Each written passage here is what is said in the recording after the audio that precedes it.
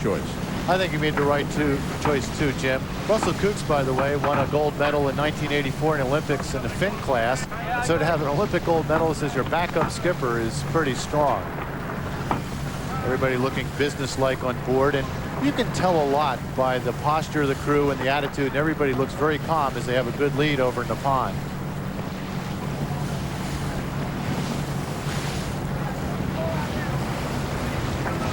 As they approach the third mark, New Zealand leading Japan on race course A. Over on race course B, Italy in front by about a half a minute over France. All of the action is live. We'll come back for the mark rounding.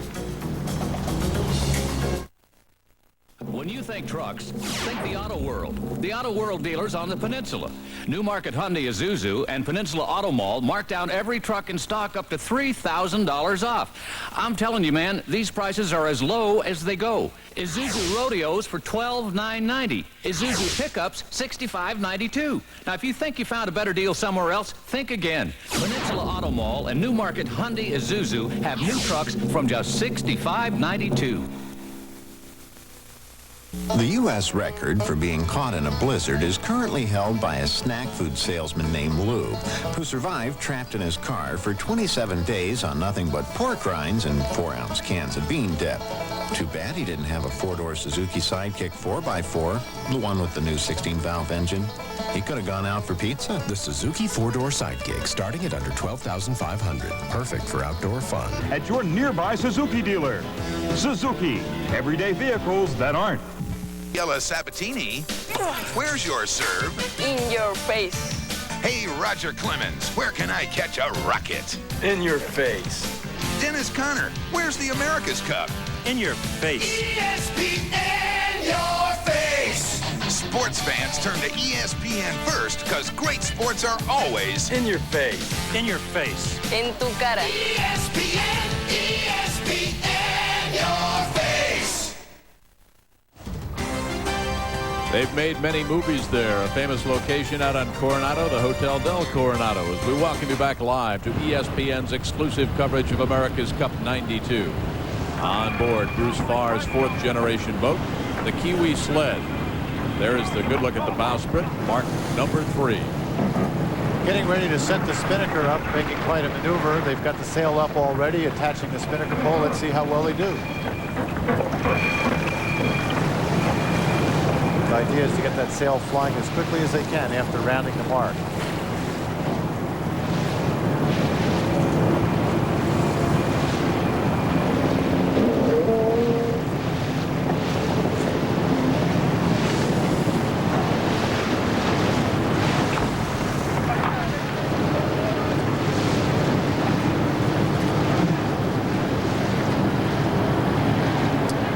Comes up just behind New Zealand now to get to the mark. It'll be their turn. New Zealand, I think, having a little bit of a slow spinnaker set. They could have done that a little faster. And you're looking at Nippon. Chris Dixon, the ex-Kiwi Magic skipper, is there, working with a couple of his trusted aides in the afterguard. Earl Williams and John Cutler. And as you look at this syndicate, Japan 26 is the mainsail number right there as they go around mark number 3 over on course A. Amazing success story, Gary. You know it well. First-time challengers, the America's Cup Nippon, corporate sponsors, well-heeled back in Japan. And the Japanese have always been a leader in naval architecture, but this is a remarkable first-time success story. It is a big story, considering that 7 of the 16 crew members aboard Nippon had never sailed a boat before 3 years ago when joining this campaign. They went for size, they went for attitude, athletic prowess, and these people are doing a good job. And that spinnaker set there, by the way, I thought was better than what we saw in New Zealand. Chris Dixon, the helmsman, steering the boat. His tactician, John Cutler, just behind him, pointing out the course to the next mark. This boat, Jim, is a little bit different than the New Zealand boat, that its rudder, what's used to steer the boat, is actually in front of the keel, so it's a different steering system than we've seen in any other boat. And the New Zealand boat doesn't use a rudder at all. They have 2 struts holding the keel and flaps on either end of the struts that steer it. So a very different concept and design. These top 2 boats, New Zealand and Nippon, both 18-3 records going into this Challenger semifinal series. Only the top 2 boats advance. It's a most wins after 9 races to get to the Louis Vuitton Challenger finals. But Chris Dixon, great success, and I think a little bit of enjoyment in surprising some of his skeptics. I enjoy seeing numbers that we shouldn't really see. I enjoy seeing results that everyone says, hey, that shouldn't really be. I enjoy doing performances that people say, well, that boat shouldn't be that fast. How come they're winning? I enjoy hearing people say, well, we were lucky, or, you know, we won't do that again. That, to me, is more and more incentive to go and do it again. Chris Dixon applying the same sort of magic for the Japanese that he applied to Kiwi magic back in 1987 when they made it all the way to the Challenger finals before Dennis Conner and Stars and Stripes knocked the Kiwis out of that. Speaking of the Kiwis, this is the boat that beat Nippon twice, Gary, in light air conditions the first 2 times they met. However, in the 3rd meeting, the New Zealand boat lost to Nippon in breezes that were kind of moderate.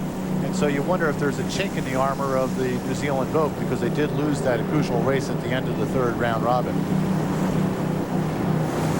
Let's take a look at our race summary as far as New Zealand and Nippon is concerned over on race course A.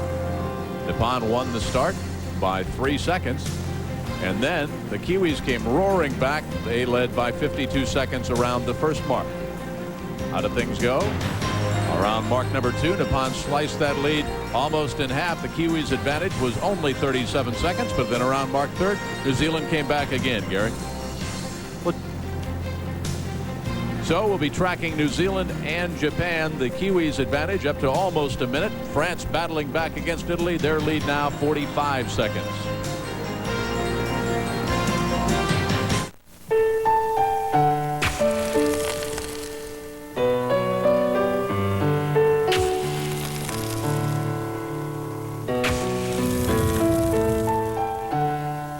Luxurious new Chrysler LeBaron series starting at under $14,000. The perfect balance between self-indulgence and common sense. Now get $1,000 cash back during Chrysler's Drive for the Gold. For the last time, name the secret ingredient that gives Diet Pepsi an unfair advantage. Well, what is it? It's like this, baby. You know it's cause the taste says, baby.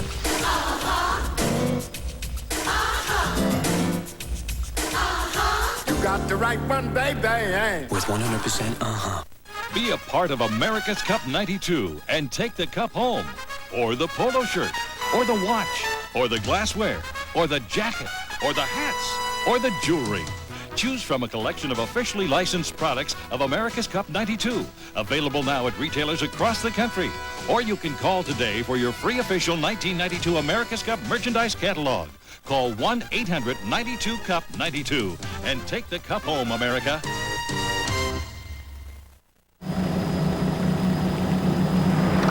Back watching New Zealand and Japan again around the 3rd mark. The Kiwis were in front by 52 seconds. Watching this race live out on the race course is our colleague Peter Eisler. Peter, some impressions? Jim, it's been a great race so far. And look at this. The Japanese team has jived over on this reaching leg. We had a big shift, as Gary pointed out, on the windward leg previously. The wind went to the right, so this first reaching leg is quite broad, and the Japanese have chosen to jive over. As you can see, they're carrying a spinnaker as they did on the first downwind leg, and the Kiwis going for the low spinnaker pole and the Jenniker shape. A lot of spectators out there today, Peter. Are they having any effect on the races? Dennis Conner at the press conference last night complained about the spectator boats being a little bit too close to the course and affecting his performance. Well, actually went so far, Peter, to say that the spectator fleet was rude. The spectator fleet is very well behaved today. Maybe Dennis's comments had something to say about it. Also, the Challenger Race Committee is much more strict with the spectator fleet, so they're not as close and don't follow the boats along the course. Here the Kiwis, rather the Japanese, jobbing back onto starboard, but all this race going to Rod Davis and the Kiwi crew so far. They've been very, very fast upwind and hitting the shifts quite well. So, Gary, exactly where are we on the race course now? Well, the buoy they're heading for is right in this area here. And you can see Nippon is trying to take a direct line here. New Zealand's going to have to make a jibe and go over this way to get there. And at some point, the Japanese just might take some distance out of them. And I wouldn't be surprised if New Zealand on the right jibed over to stay in front of Nippon there. So a little bit of a gamble, but I would think New Zealand would want to cover and stay in a direct line ahead of the Japanese. Notice there's a man out at the end of the spinnaker pole on a Nippon boat, and that's because they may be going to a sail change. And if you look at this viewpoint here, it looks a little bit closer than we saw. The reason is the Japanese have made one jibe away and have a direct course to the next mark, and New Zealand still has to make that maneuver to close up the gap, and they haven't done it yet. Probably what they're waiting for is a little bit of shifting breeze. And Peter, how much is the wind going back and forth? Gary, it's up and down quite a bit, and we have had some shifts. It went about 15 or 20 degrees to the right on the last windward leg, so I think it's steadied out now about 265 degrees. Wind very light right now for the New Zealand boat. They're having trouble flying the spinnaker. You can see it kind of collapsing, fluttering. That's an indication that the wind's light. There's a view from on board New Zealand with Japan in the background, the pond in the background. Set it up now. You can swing into the hoist.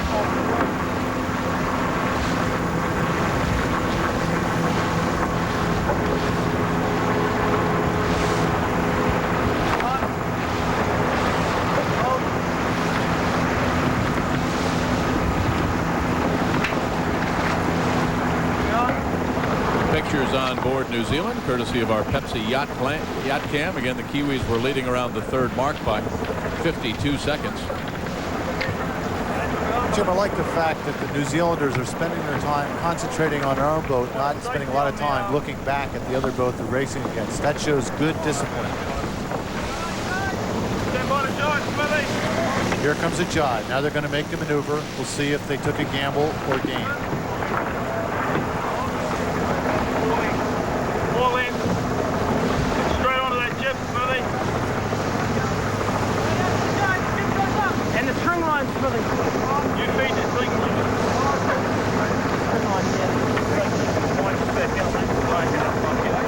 Looking right at you, the camera on the mast, that's Dennis Kendall.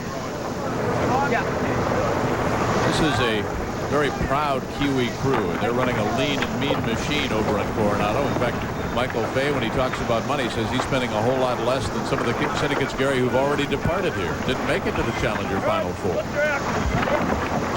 They run with great efficiency.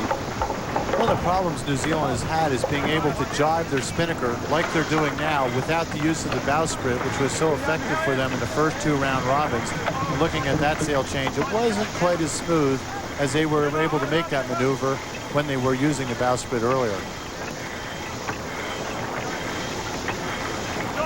Notice the jib, the forward sail, is going up underneath the spinnaker now, getting ready for the change at the mark. We look at this view here, Nippon at the top right of the screen. Doesn't seem to have made up any ground on New Zealand. Was just about to round the mark, drop the spinnaker, and use the jib as they head across the reach leg.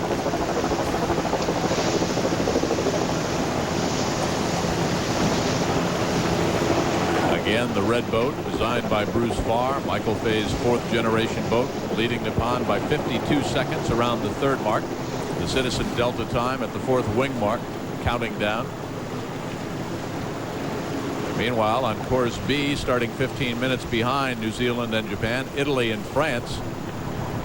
And this is the mark rounding. Italy in front. Paul Cayard at the helm. Marc Pajot skippering France. Italy was leading by a half a minute around Mark 2.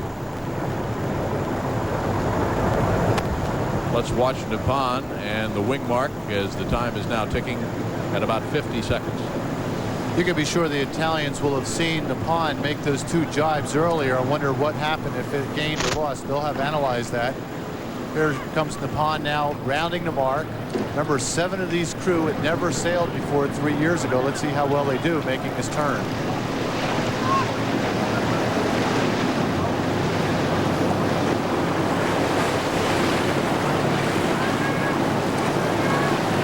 Not particularly really good getting that spinnaker on deck. And what you want to avoid is that spinnaker going into the water just on the right of the screen. You can see that sail dragging there.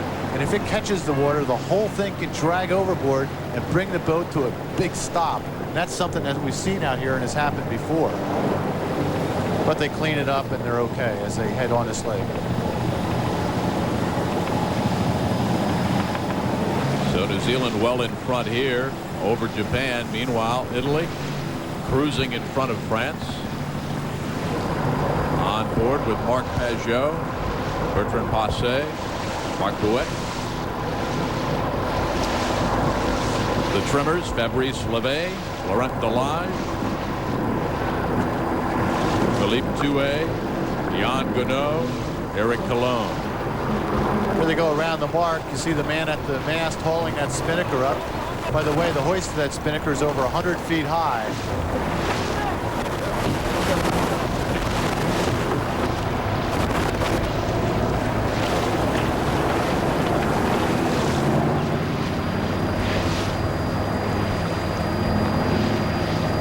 A minute 28 the difference, so Italy really stretching things out.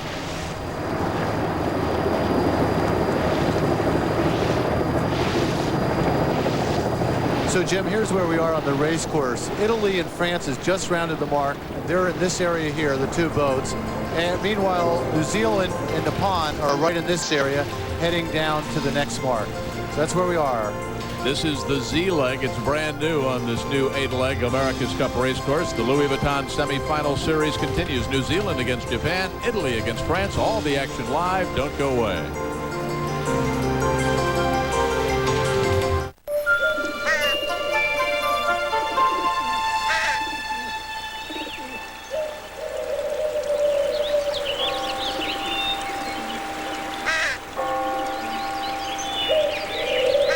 If you think you have only two choices for business computer systems,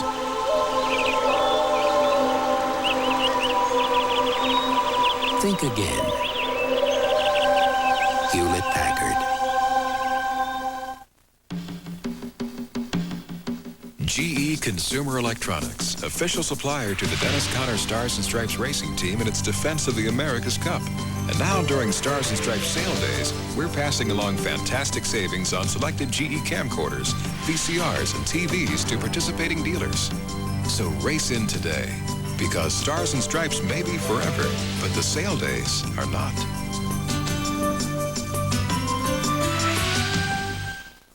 In 1984, there was only one company in the world that made a minivan. Since then, 6 companies have followed.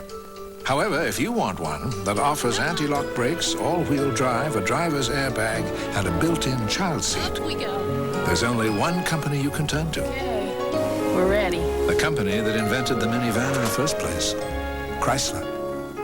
In this business, you lead, follow, or get out of the way. Why do sports fans turn to ESPN first?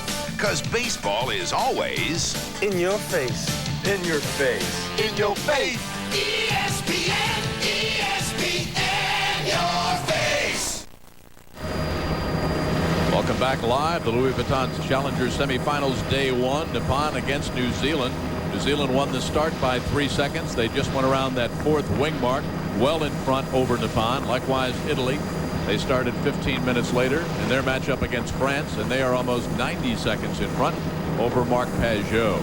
You know, Gary, as we watch the New Zealand-Japan match, what about the rumors that the Japanese are changing rudders in the middle of the round? Well, that's a rumor that's broken out here in San Diego. And I don't think you really can do that. During a round, you can't make changes to your appendages. So if they did, it's illegal.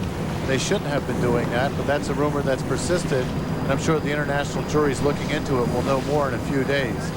As you're looking at the New Zealand boat here, Jim, keep in mind that right now the wind is blowing at about 7 miles per hour, and this boat is going 10 miles an hour. It's sailing faster than the wind because the boat makes its own apparent wind, and it accelerates speed. It's going quite fast.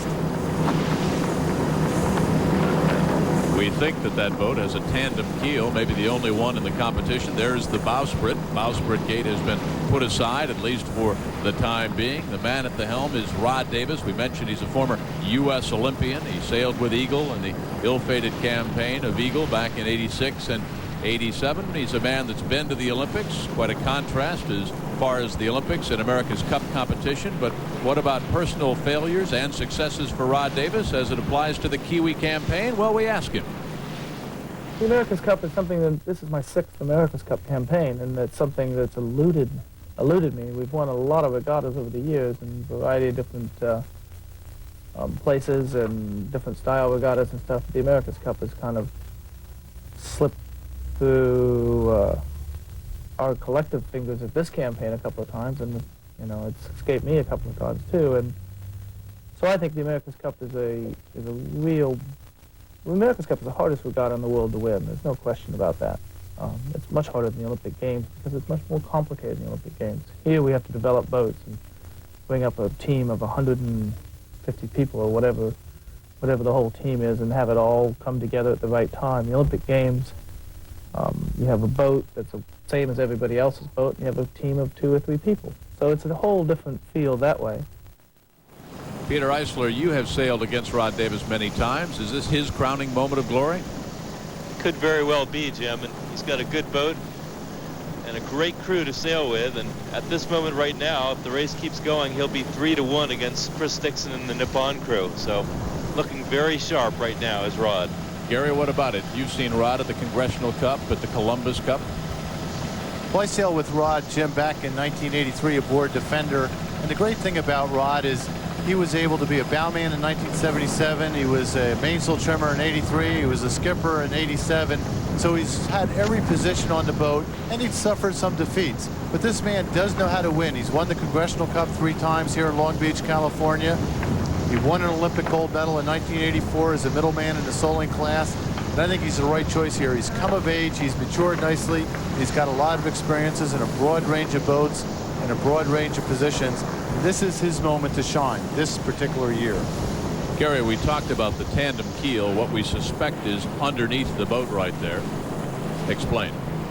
Well, Jim, this is a totally different concept that we've ever seen in keels before. You'll notice that the leading edge is called the rotating keel. They use it to steer.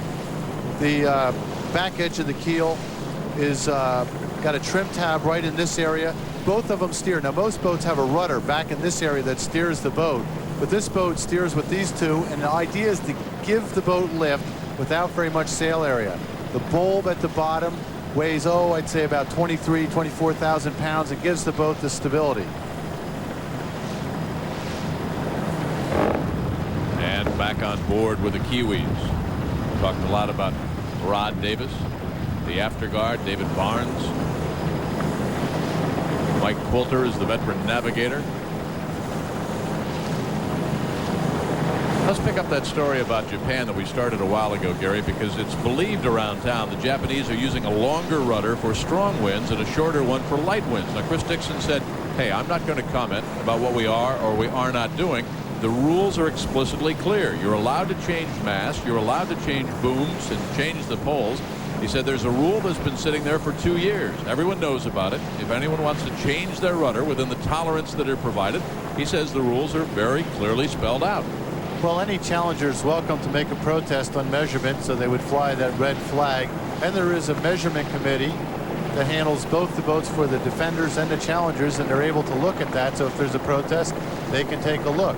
Tom Blackwell, by the way, survived a challenge like that in Australia, saying he was changing his forward appendages or rudders, and they ruled that it was okay. But he does have to form the measurement committee that he is making changes. I think he's going to be okay. I don't think this will be a big hassle in the end. So as Nippon tries to catch up with the Kiwis, let's go over to the other course and see what's going on with Italy and France. Around that 4th wing mark, Paul Caird and company were in front by 98 seconds.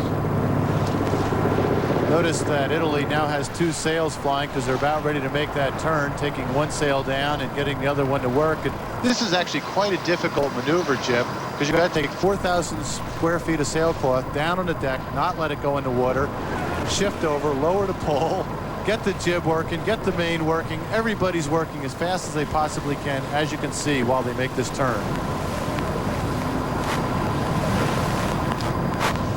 And they do a nice job.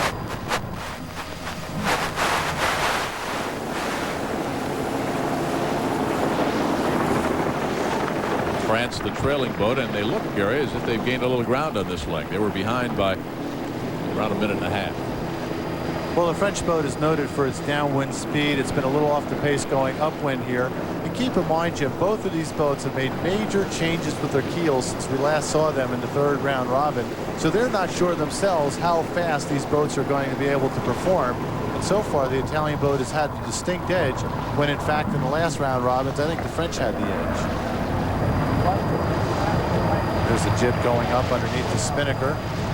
When two sails are up like this, it does slow the boat down a little bit because the inside sail blankets or blocks the wind of the outside sail. So you want to minimize the time that you have two sails up.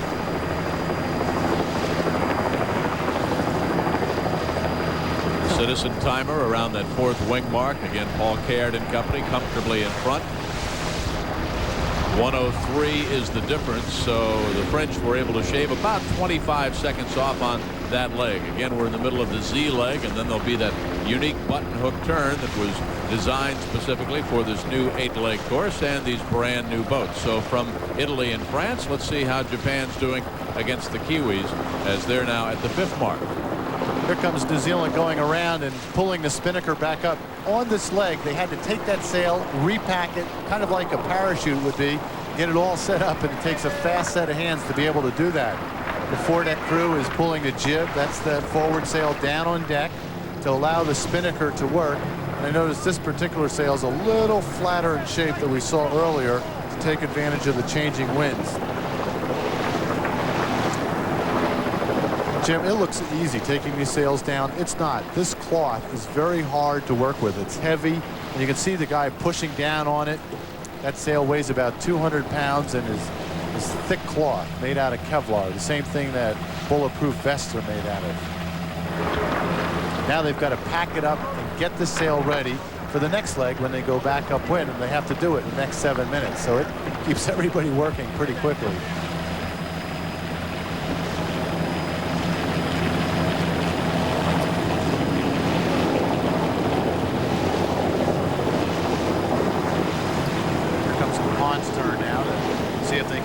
Close the gap here with a better spinnaker set. Sails up underneath the jib as they make the turn, and have to get the thing down on deck again and get the other one flying. Let's see how they do. Peter's watching. Jim, that's a nice spinnaker change there for the Nippon team. All day long we've been commenting that the boys on the Nippon look a bit rustier than they have been so far in the series. Everyone has remarked at how good the Japanese crew work has been, but today that by far was their best mark rounding in the race.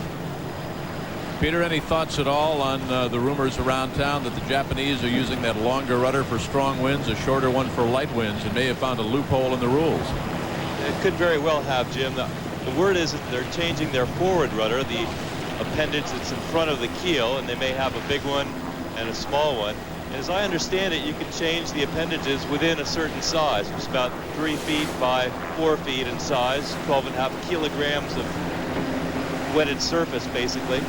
And if they are doing that, which of course is top secret, it may just very well be legal and in fact be a loophole in the America's Cup class rule. So you saw that Citizen Delta difference. New Zealand still in over Japan. Here's the Z leg.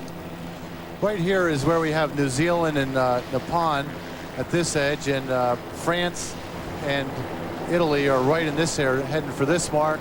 The first pair are heading down now to the 6th mark. And when they get there, that will be the button hook. Nippon, Chris Dixon at the helm, behind by about 1:16, trailing in their hookup against the Kiwis.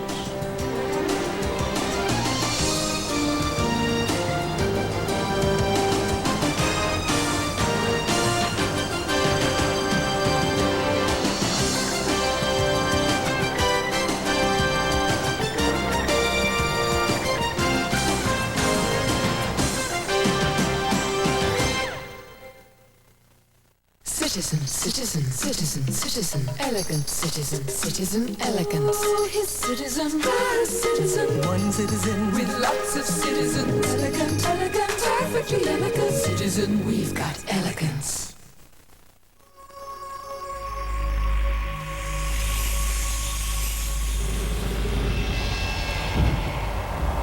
In the constantly changing world of real estate, there is one company with the advantage of a name recognized by 98% of Americans, and the people who can deliver results as solid as the rock. The Prudential, rock solid in real estate.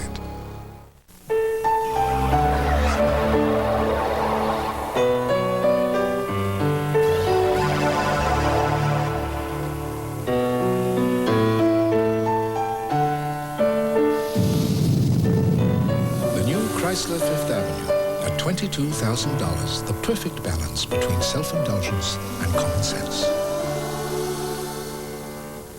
Now get $1,500 cash back during Chrysler's Drive for the Gold. The Windsurfer from Citizen ProMaster. Rotating compass bezel, auto-repeat fixed timer. I can't believe that's really you up there. Citizen ProMaster, for professional use only. Rod Davis at the back of the boat. He's at the helm. The Kiwis are leading by almost 80 seconds. Nippon trailing. Challenger semifinals. Day one live here on ESPN. That's on Racecourse A. On Racecourse B, Italy a wire-to-wire win apparently going on against France. France trying to battle back. There is Nippon on the left-hand side. And we zoom down from our helicopter to the Kiwis. Michael Fay's fourth boat designed by Bruce Farr out of Annapolis, not far from Gary's office.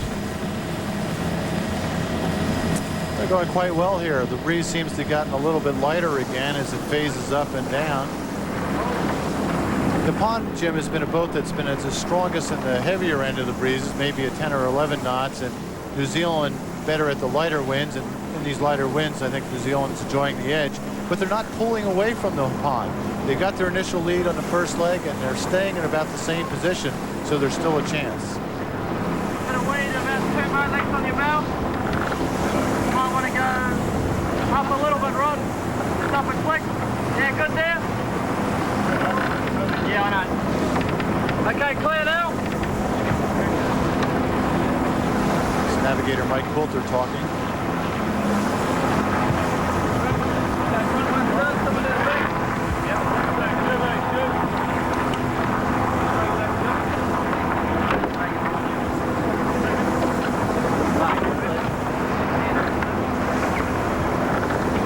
That is Andrew, nicknamed Meat Taylor, one of the strongest grinders in any campaign, right in the center of your screen. He's coming back from back surgery. Quite a tribute that he had back surgery and he's out here sailing and doing quite well. He's a man that's been around a lot of oceans for quite a number of years, being part of the New Zealand campaigns. Willie.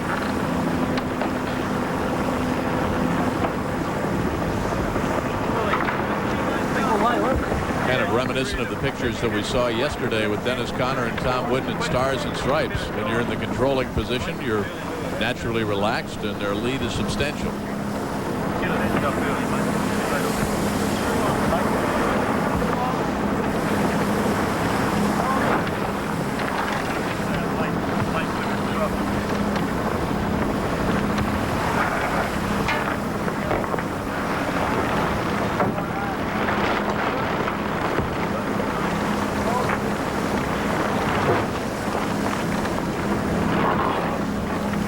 When you see how calm and relaxed and quiet the Kiwis are, they're this way too when they're on shore. Michael Fay, of course, very vocal in his support in '87 and with a challenge in '88, but the head Kiwi, Mr. Fay, has been noticeably absent. He's kept himself out of the papers and off of television, except us. The New Zealand approach is pretty much to keep your own counsel, to get on with the job. We've really had to adapt more to the demands of the media. And to change our natural approach in response to the demands of the America's Cup. So really, when we can, we like to keep quiet. We prefer to get on with the job, and we're really happier if at the end of the day the results, our performance on the water, is what does the talking. Michael goes for a walk every morning at 6:15, clears his head, then goes and has breakfast with the crew, gives them a pep talk, and then tends to business. Very effective. We said it earlier, Gary, a lean and mean Kiwi campaign over in Coronado. I think people would be surprised to know that he's probably spending about 1/3 the amount of some of the other campaigns in this America's Cup. But it's fair to say, Jim, that we're seeing a different Michael Fay than we saw in 1988 that was very available to the press all the time, having a lot to say about the Catamaran Big Boat Challenge. Here comes New Zealand getting the jib up, getting ready for the button hook turn, which is probably the toughest move in all of sailing to be able to do. And Nippon not too far behind him there as they come into this mark. If there's ever going to be a time for a mistake by the crew, this will be the moment. Cool, Louis. Peter, approaching that button hook turn, your impressions? Jim, I've been impressed at the speed of the Kiwi boat all along in this race, and they continue to protect their lead. We're getting some clouds coming over the course now, but the breeze appears to have steadied out from the west direction, 7 knots or so. Pedro, you've sailed in New Zealand many times. There are more sailboats there than cars. Why is sailing so big there? Well, Auckland is the city of sails, and although there aren't many people there, quite a few of them have boats. Auckland Harbor and the waters around New Zealand are just great cruising grounds, ideal sailing conditions, plenty of breeze and smooth water. And New Zealand's very keen on the success of their yachtsmen on the international sailing circuit. They've won a number of Olympic medals, the Round the World race. They're looking at the America's Cup now, sailing a very big sport in New Zealand.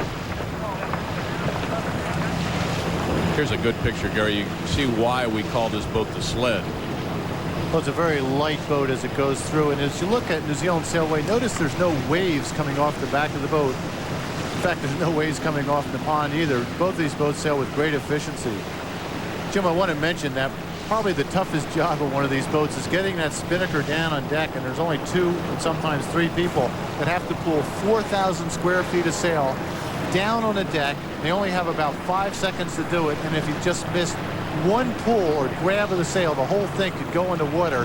And just put yourself in that spot, picking in a sheet that's twice the size of a tennis court. This is the button hook turn. This is the 6th mark. Only 2 legs remain. So Nippon trailing by well over 1:20.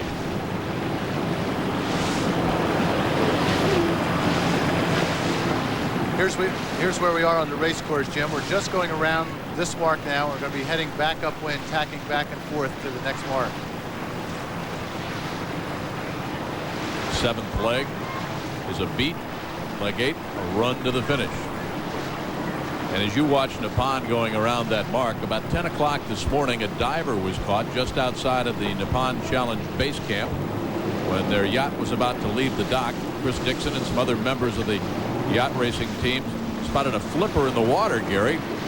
They caught the diver. They got him out of the water. He was questioned by members of Nippon. He was questioned in English but refused to make any comments. He spoke only in French. And now we have word that the diver has been identified as a budget consultant for the French syndicate. Pretty strange activity here. The budget director, Yvonne Gergris is his name, apologized and did the whole thing on a dare. And it makes you wonder what in the world's going on. Why would you take a risk diving to take a look at somebody's keel on something silly as a dare by somebody that should be responsible, that handles the budget of a campaign? The French syndicate officially apologized to the entire Nippon team for the embarrassment and the fact it caused any distraction on such an important race day. The Kiwis, of course, have caught a diver in their compound. Dennis Conner chased one out of his Stars and Stripes compound. Spies? Yep, it's the America's Cup. It's live. New Zealand on top over Japan. Italy is beating France. All the action live from the Pacific. When we come back, you come back too.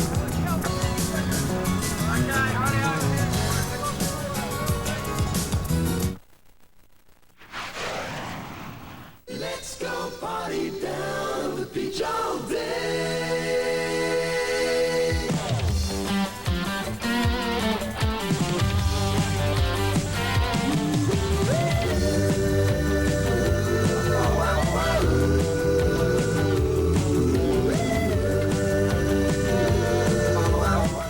available at Casey's Cycle City on Route 17 in Newport News, Virginia.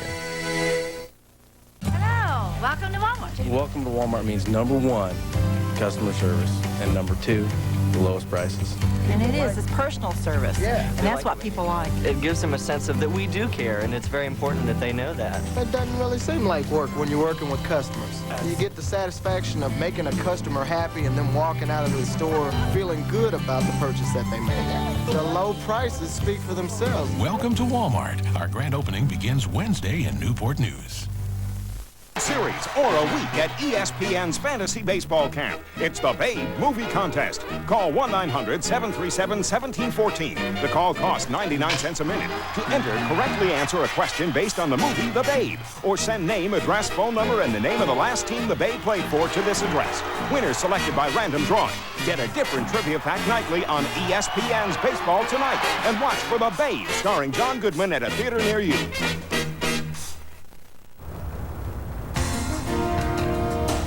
Back live watching Paul Kayart, the Italians. The French won the start, but at the first mark, Italy was ahead by 60 seconds. Then France came back, carved out about 34 seconds by mark number 2, and Italy approaching that 6th mark. They're comfortably in front. You know, Gary Jobson, Paul Kayart the other day, when asked to comment on who would win the Defender trial, said, "I predict Gazzini would win." Gazzini is the American Cube spy boat. Paul's had a couple of good shots. Well, the Italians have been quite upset about the alleged espionage activities by American Cube here. I think, in fact, everybody's spent some time looking at each other's camps. But I think there's also no doubt that American Cube has spent more effort, more time, more money on espionage than anybody else. And that, I think, the composite of it all is what's made the Italians so upset by it. The Japanese have also been very upset. Chris Dixon and the Nippon Syndicate. And the Japanese are probably the one group that spend the least amount of time on the espionage activities. They seem to keep to themselves.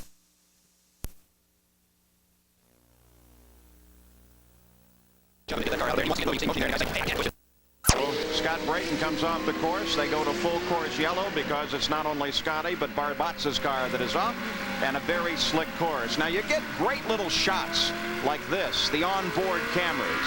We thought we'd take some time and show you what these little onboard cameras are all about.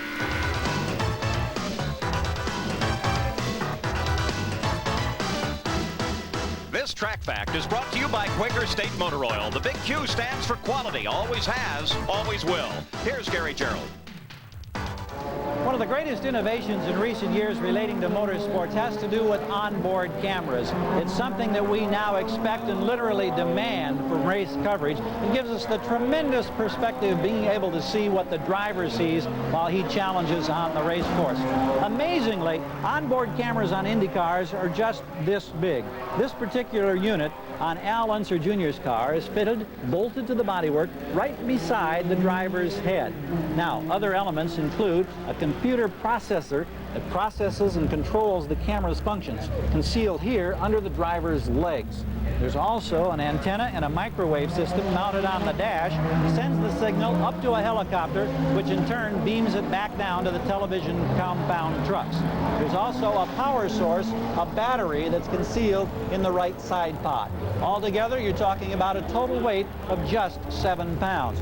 In this instance, on this car, there's also a bonus feature. A second camera has been mounted right back here underneath the rear wing. It gives us those terrific shots out the back as the competition chases Al Unser Jr. There's a rough road ahead with no end in sight.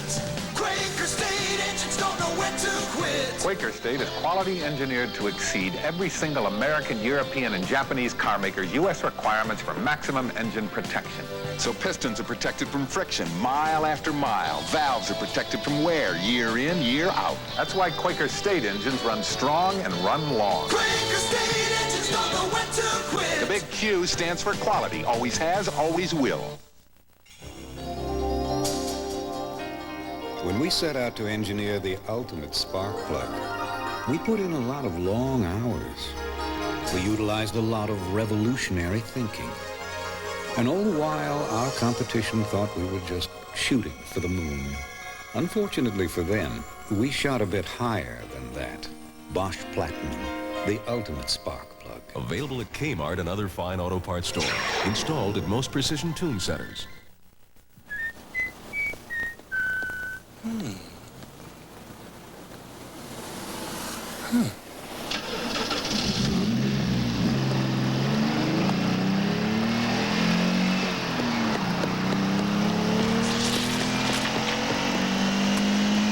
Even when it's standing still, there's something about a fuel-injected, turbo-powered Dodge Daytona Shelby that'll blow you away.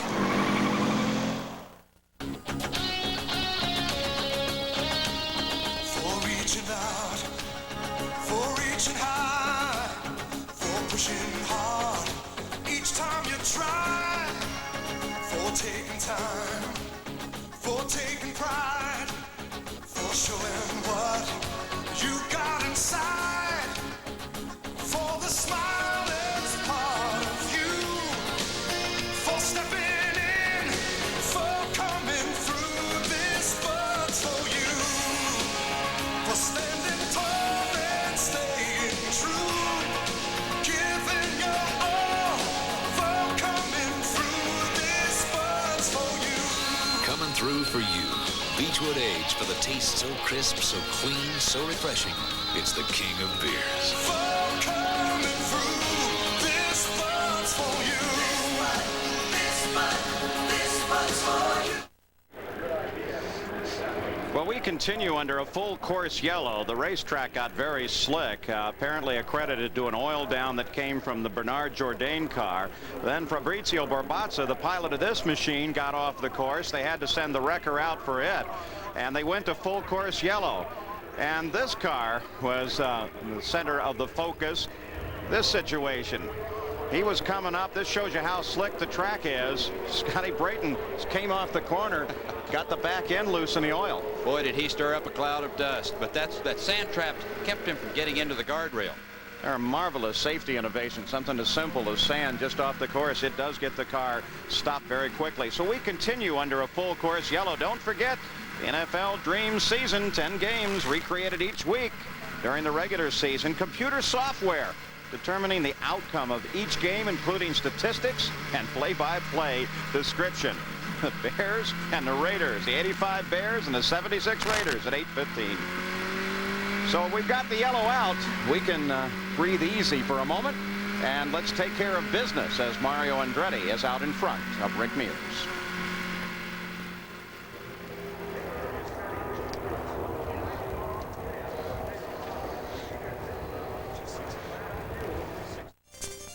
If you love cars, you'll love Auto Week, the news weekly of motoring. Every week, Auto Week puts you inside the world's most exciting cars. GTs, sports sedans, collector cars, 4x4s, front drivers. Auto Week makes you an insider with industry news, personality profiles, old cars, columnists, the best classified anywhere. And nobody covers racing like Auto Week. You get the fastest coverage of Formula One, sports cars, stockers, Indy cars. It's all in Auto Week, the news weekly of motoring every week. Now get a year's subscription to Auto Week. Call 1-800-554-3000 and get 52 issues at the basic price of just $23. Save 77% off the newsstand price. 1-800-554-3000. Operators are standing by. Call 1-800-554-3000 and let Auto Week put you in the driver's seat every week.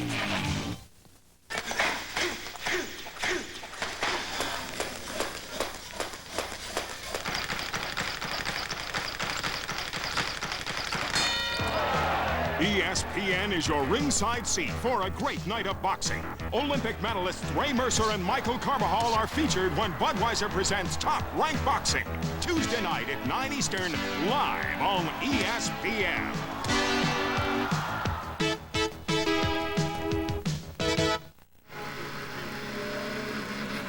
Back at Laguna Seca in the Champion Spark Plug 300, we are at the halfway point now. 42 laps of the 84-lap scheduled distance complete.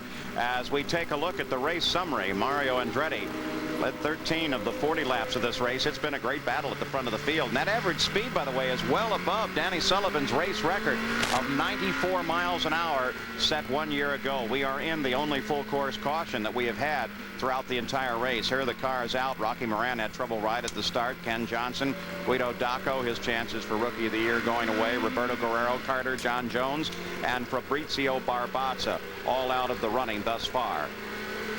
Al Unser Jr., you look over his shoulder under the yellow. Let's go to the pits and Gary Gerald. Paul, just a quick update on Emerson Fittipaldi. He thinks he got a free pit stop with this break. It's going to be a 3 pit stop race now for this team. They had some concerns about fuel as an outgrowth of yesterday's Marlboro Challenge. They're calculating both by the computer and also the manual method, not really playing it conservative, but he had a chance to come in, get a full load of fuel without losing position. Still 6th at the last report we had. They're very happy with that, but it becomes a 3-stop race now for Emerson Fittipaldi. We're waiting to see if any other teams will take similar action. Well, Gary Gerald, at the start of this race, fuel was a very real concern of all the drivers. Yes, indeed. It was a major concern, and it still is a concern. Although this long yellow, now this is the first time we had a full course yellow, will help alleviate that situation. We have to wait and see how long they're out there. But there were drivers yesterday who ran out of fuel just prior to the checkered flag in the challenge, and just after, crew chief said this second to Elkhart Lake, as far as fuel is concerned, toughest place on the kart circuit year in and year out. Well, and we certainly remember what happened there when Michael Andretti ran out of fuel. Here's the number 8 Quaker State Porsche, the Porsche machine with its first win this season. One of the fascinating cars on the IndyCar circuit. Jack Arute took a look. Porsche's IndyCar effort mates a specifically designed March chassis with their highly touted Porsche IndyCar engine. Now, when you take a look at the chassis itself coming from March, it's flatter and wider across the nose than its Lola counterpart. This allows the air to run up along a very small windscreen and back over the driver's head. Now, when we get back to the Motronics engine management system, which is unique to Porsche's IndyCar effort, you notice it's located here, with wires running back to the engine and monitoring all the functions and dictating just what the fuel mix and spark mixture should be on the engine. These wires here may look superfluous, but they're extremely important for the real-time telemetry which is sent out by this team back to pit road during the course of an event. We've talked a lot about it on ESPN, and some say it gives them just a slight competitive edge over some of their counterparts in IndyCar competition. The horsepower rating for this combination, well, it's pegged right at about 720 horses. The Porsche IndyCar, Teo Fabi at the wheel, and by the way, he has re-signed with Porsche for another year in the IndyCars, so they've got their team all set for 1990. That's one of the things that this last race of the season does. It's not just what happens on the circuit. It's also a lot of rumors going on. Let's go to Jack Arute. Well, there's so many innovations that have been taking place in 1989, and one that we're going to show you now is in helmet technology. Now, in the past, the inside liner of a helmet was made out of this material. It was very resilient in terms of the initial impact, but it would remain dented once it was hit. It provided suitable safety when it was encased in an outside shell of fiberglass. But Simpson safety equipment have now brought out a new space-age material for the inside of a helmet that basically what happens is it's much more resilient and doesn't take a dent. These helmets, they say, will save a driver, give them 30% more protection when they're buckled in a car and have a crash. Let's go back to you. And they still got to put a shell on it, Jack, though, so you can paint your name on the side. The green flag comes out. Mario Andretti leads the field down. There's Nick Finoro with the green as Rick Mears renews his pursuit of Mario Andretti. Michael Andretti gets bottled up behind Raul Boisel, and Bobby Rahal tries to thread his way down the inside as well. Boy, that is a close bit of action right there. Anybody could make a slip and really be disastrous. Boisel in the Domino's car runs in 10th place. Off of the pace of this race. The front of the field is still Mario Andretti, and once again we've got a fight right back at the front. The 5th place car, Al Unser Jr. Bobby Rahal lies just in front of him. That Craco machine, number 18. Again, comparative power. Chevrolet in the first 3 positions. And then Bobby Rahal was Cosworth power. And then a little Al with Chevrolet. Ari Luyendyk dropped a wheel off the track, but as we get to the late stages of this race, I think you're going to see a lot of that, John. Could be. There you see Bobby Rahal trying to make a move to get by so he can chase those leaders. He desperately wants to get by Raul Boesel and have a chance to keep up with the leaders and run his car as hard as he would like to. No indication of Boesel's plans for next year in the Indy cars. Currently, the indication is he has no ride for the next season. Rick Mears hard on the brakes. Boy, they're really running in turn 11 hard as Rick Mears tries to hold off the challenge by Michael Andretti. They come up through the bends at the top of the hill. Michael places himself for a pass. Can he get out on the outside and around Rick? Rick comes into the corner just a little bit high and is able to hold Michael off. Yeah, he thought better of that move, but I tell you, Michael has really shown some a little more savvy. He's getting the hang of it, as it were, and he's going to be very tough next season. I tell you what, he's matured tremendously this year. I think he's one of the best drivers on the circuit now. Here's Carl Haas as he continues to watch. Makes little notes to himself all the way around the track. Every lap, he just wishes that car around the circuit. Yeah, we ought to nickname him Mumbles. He's sitting up there mumbling, I'll bet. So Carl Haas with his cars running in first and third as they straddle the Penske car of Rick Mears. Rick started on the pole. There's Roger Penske, who keeps track of Rick Mears' car on the track. Those two men have a very special relationship, and of course Rick Mears will be with Penske probably just as long as he wants, because they love racing together. Michael Andretti, they come down the hill. Michael now placing himself in position once again to take a look at the braking as Rick comes to the inside just a little bit, and that frustrates Michael's attempt. It really does. That area is the prime place. We've seen more passing there than anywhere, but that's the place you've got to be just right, and he hasn't been able to get just right yet on Rick Mears. Well, there's the savvy driver too, though. Rick Mears trying to get in a position to pass Mario Andretti, while at the same time keeping mind of what's going on behind him and placing the car in a position that makes it a little more difficult for Michael to get around. Let's go to the pits again. Here's Jack. Paul, you know the problems that Mario Andretti has had all year. Winless thus far. The team has been disconsolate about it. Well, earlier today, they grabbed a Grateful Dead sticker and they plastered it on the car, said we might as well be deadheads. Maybe it will change our luck. If you're a superstitious type, maybe they'll rock and roll their way to victory lane today. They seem like they're doing it now, as Mario Andretti, for the most part, seems unchallenged by Rick. Rick really has his hands full trying to keep Michael back. Last time that Mario Andretti went winless in a season was back in 1982.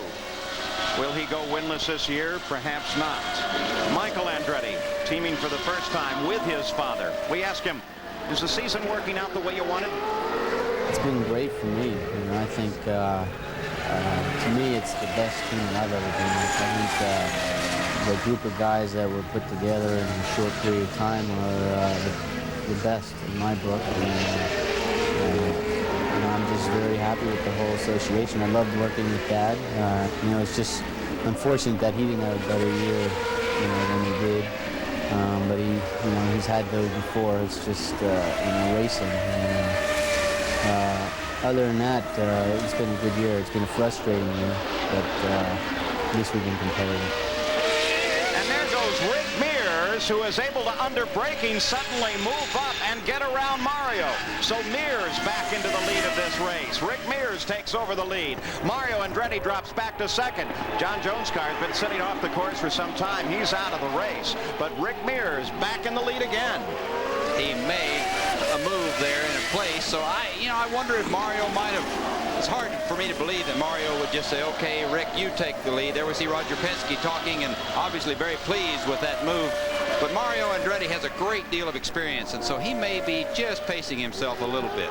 So the lead changes once again, and it goes back to Rick Mears, the pole sitter, who set a track record qualifying for the pole here and is running a race record right now.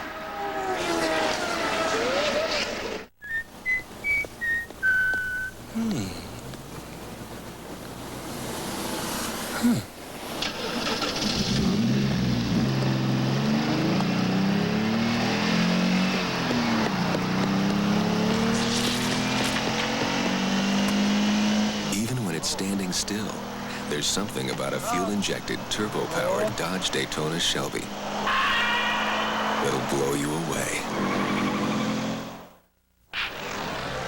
The product. The vehicles. The testing grounds. The results. STP oil treatment is the edge.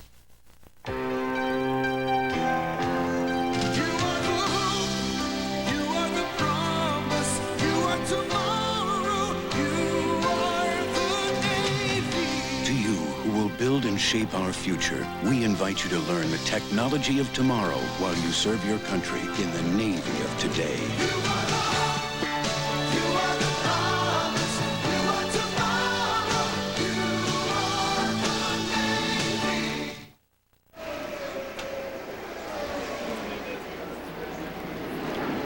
Back at Laguna Seca, just moments ago, TLC-VB was on the course in pursuit, running in 8th place, when all of a sudden he lost control. Watch that green and white car coming off of the corner, and he caught the wall on the right side real hard.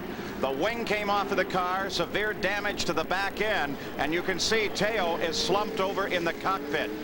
The corner workers, the course marshals, ever present right there, right on top of the car. Here comes the Horton safety team, a fireman, extrication expert, and a doctor on that car as TLC-VB.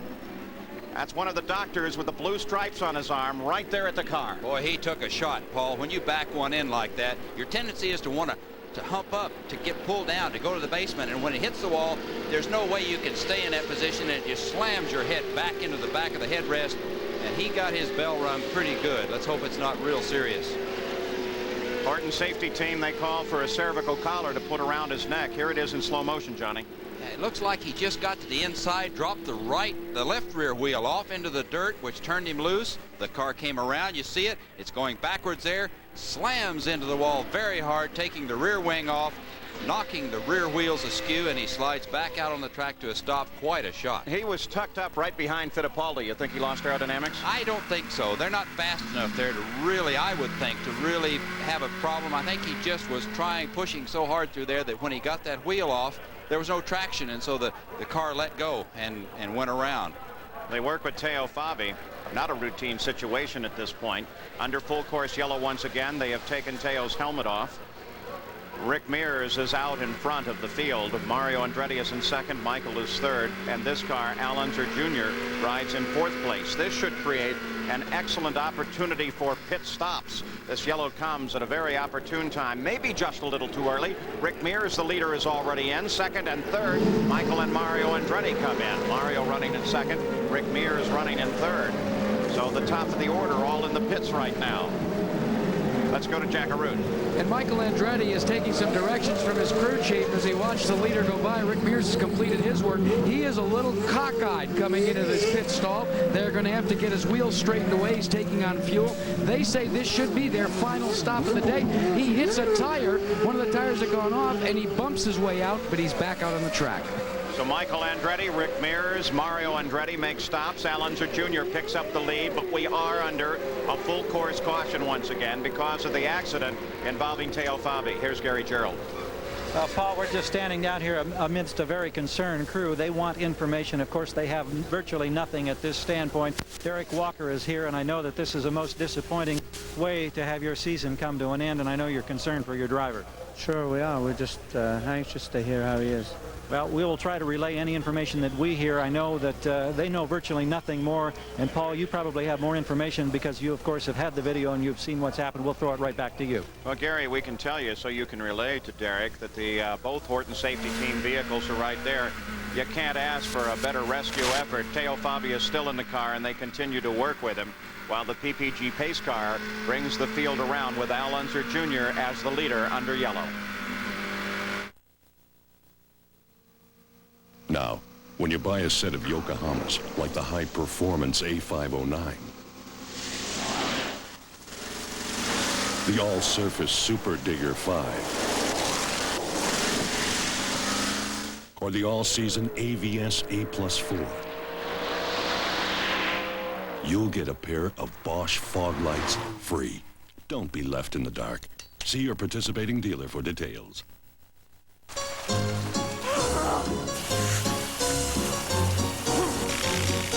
Nobody likes getting the cold shoulder. And with Rheem's reliable tri-power gas and electric water heaters, nobody will.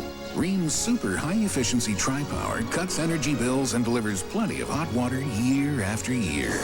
Don't get the cold shoulder. Let Rheem shower you with warmth. Call your local plumbing professional and ask for Rheem. Saddle up and hold on for some high and wild roping and riding. The world's top cowboys from the United States and Canada go head-to-head at the Rodeo Showdown, Monday night on ESPN.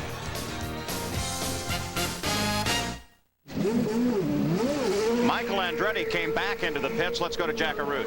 And Paul, Michael Andretti had an unscheduled stop due to the fact that he was not on pit road in the proper fashion to have the fuel hose connected. During that last stop, we mentioned that he was crossways in his pit stall. But what he did is he took on tires but no fuel. He had to come back in to take fuel. But here's the clincher. The drop of the green flag, he's going to receive a stop-and-go penalty for running into the hose of his father, Mario, in that initial stop. Now, that might be good luck for him, Jack. He spun around in the pits at the Michigan 500, got a penalty, and still won the thing. Good point. One thing else to remember, they are very, very happy with their fuel consumption thus far. In fact, they're one of the few drivers that feel that they have cured the ills of the Marlboro Challenge of one day ago. 34 laps to go. Jack Arute, do you think that the teams that you're watching are capable of going to the finish? Absolutely. I think it will be close, but I think these caution periods allow them a chance to be able to go a little bit further under green flag conditions. But only time will tell. You know this is one of the tough racetracks on fuel. All right, they have Teo Fabi out of the car now. He is in the ambulance and will be transported back to the Horton Medical Facility, a state-of-the-art facility here at the track. It's actually a large bus, and it's made up as good as any emergency room in any hospital. Oh, it really is, and it's a great comfort to us drivers to know that we have a facility like that on the grounds. And of course, I've seen a lot of oil cleanup going on up and down the front straightaway and some parts, and I've seen cars slip even though they're going slow under the yellow out there. It appears that there's a lot of oil or something on the course that's very slippery.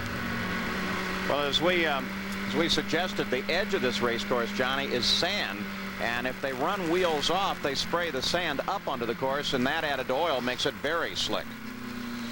The PPG pace car out in front of Al Unser Jr. Here was the pit stop when the leaders all came in together. Mario Andretti, Michael Andretti, we watch for the violation.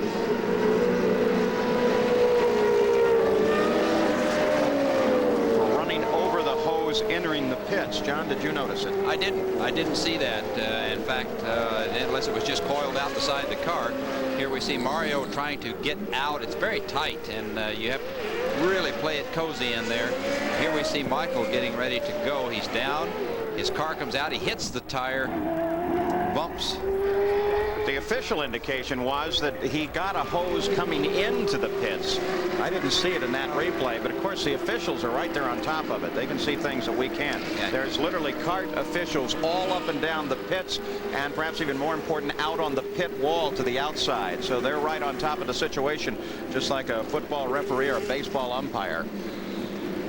We'll take a look one more time and see if we can see. You have to watch going into the pits. The 6 car of Michael Andretti, as he comes in, wheels the car into the left.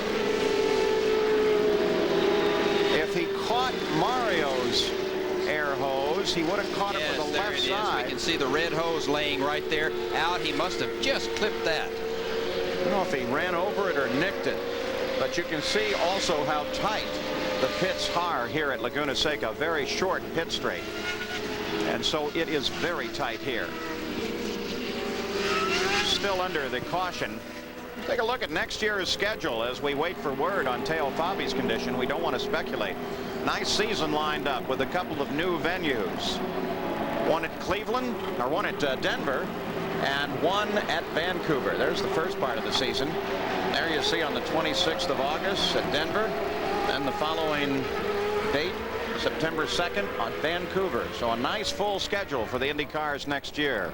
The battered Porsche that belonged to Teo Fabi, the Quaker State machine, on the hook at Blooming. material is to keep the car from leaking any further oil. Yeah, they call that a diaper. They just put it under the car and keep any drippings from coming off onto the track. So while they get his car cleared off the course and we wait for word of TLC-VB, we'll take a break.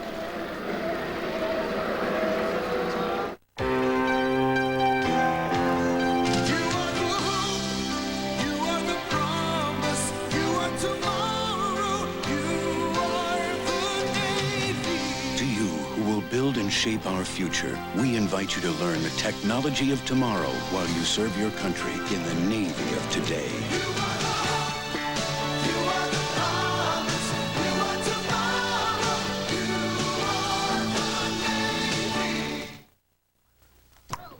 My brother Tom used to flip me out. Every time I'd be watching a TV show I liked, he'd start flipping through the channels. Then we got this amazing Magnavox TV with a built-in smart window. Smart window. That lets Tommy flip through all the channels while I keep watching what I want to watch. Now I can see what I've been missing. And that's quite a lot. Yeah, thank you. Magnavox. Smart choice. Very smart. From dawn's early light till the sun is set, Quaker State engines don't know when to quit. Quaker State exceeds every single car maker's U.S. requirements for maximum engine protection. That's why in Atlanta, Georgia, the engine in every fire truck, every police car, every Atlanta city-owned vehicle is a Quaker State engine. Quaker State engines don't know when to quit. The big Q stands for quality. Always has, always will. Round and round they go, and how they'll finish, nobody knows. But most NASCAR winners know there's only one way to start, with the same die-hard battery you can buy for just racing around town. We're back at Laguna Seca. Let's go to the pit area. Gary Gerald. All right. Dr. Jay Phelan has just stepped out of an ambulance where TLC-VB has been brought into the Horton Safety Unit. Dr. Phelan, can you tell he is conscious? Teo's conscious right now. He was unconscious at the scene, and for that reason, we're going to give him a very good looking over here and then transport him to the community hospital for some x-rays. All right. We appreciate that report. I know you're in a hurry to get back on the track. Thank you, Gary. Jay is on his way back out of the track. They at this moment, Paul, transporting Teo into the Horton Safety Unit. And, of course, as you're well aware, and people who follow this sport are well aware, I don't think you'll find any better on-site medical facilities than are provided by this Horton safety team. Certainly encouraging news initially here regarding TLC-VB. Paul? And we're going to continue to wait and be very cautious until we hear further reports from the Horton safety team. Emerson Fittipaldi under the yellow was in second place, made his stop, came back into the action, lined up in 8th position, owing to the fact that the field came by as he made the stop. Allenser Jr. in front of the field. Once again, the Gallus team playing it real cozy on fuel and has not yet stopped. I'm sure they'll do it as soon as they know that the race is going back to green. The PPG pace car winding its way around the circuit in front of Allenser Jr. You see Allenser weaving back and forth there. He's cleaning his tires and trying to keep a little temperature into them. That must be a critical factor there. When they drop the green again, the tires are a little cold because they haven't been up to speed, and they have to be cautious. So he wants to make sure he's got a little temperature and can stand on it. Kevin Cogan, by the way, who started well back in the field, is now running in second place. So Kevin Cogan, in what is scheduled to be his last ride of the season, you can see him right there. He's in really great position. He started back in the 10th row. There's Kevin Cogan, who helped us at the Nazareth race. He had a severely sprained wrist. He sprained at work in his house. Johnny, you tried to drive the car. I got in the car, and it wasn't doing badly, but on that morning practice, we had a little come together with Roberto Guerrero and put me in the wall, and it was unfortunate. I was looking forward to the ride. All right, as they continue to work their way around, there's handsome Kevin Cogan, Californian, real estate dealer when he's not working in the Indy cars. Let's go to Jack Arute. Well, right now, all the top teams are doing fuel calculations, and this team, Team Gallus, the Team Valvoline people, have determined they need about 2 more laps before they can go the distance and not be able to stop one more time.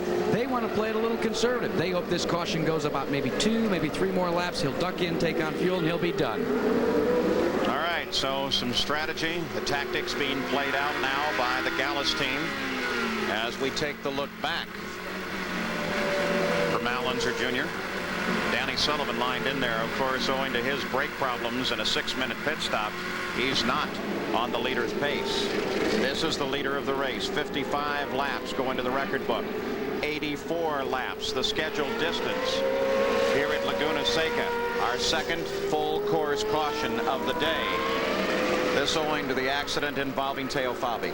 Still saw just a little bit of oil smoke as Al kind of got in the throttle there. Well, 2 races left in the F1 season. Alain Prost needs 1 win to clinch the championship. But Senna's going to try and stop him. The Grand Prix of Japan, Sunday, midnight, Eastern Time, here on ESPN. Good fight there going in the World Championship as well.